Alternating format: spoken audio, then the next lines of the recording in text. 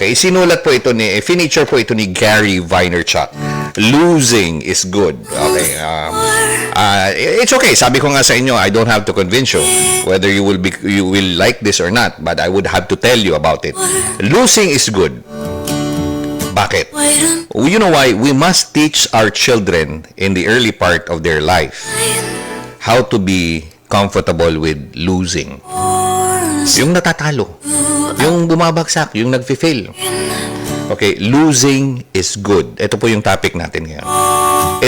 You know what? It's how you build strong, go to the next place, na hindi nararaya, okay, hindi nadadala, becoming capable, okay.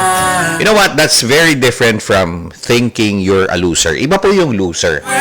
Pag sinabing loser, wala kang paninindigan, wala kang kwentang sinasayang mo yung buhay mo, yun yung loser. Okay? You know what? People thinking you're a loser when you think and you're a winner is great. Okay yun. Akala ng tao, loser ka. Pero sa sarili mo, alam mo na winner ka. Okay yun. If you think you're a loser, you've already lost. Now, sinabi mo, I'm a loser. Tapos ka na. Wala ka na. Huwag ganun, ha? Huwag ganun. Okay. You know what? Araw-araw, napapaligiran tayo ng mga tao. We are surrounded by people na naging losers, tumayo. I love people who have grown up with all sorts of adversity. Marami silang nilampasan na kahirapan o kumbaga sa Bicol, kadipisilan. Nilampasan nila yon. The adversity and losing and failing. You know what? They're winning. Naging winner sila because of their losing. Okay, so siguro, plain and simple, we must, as a society, stop demonizing losing. Okay. Tigilan na natin yan.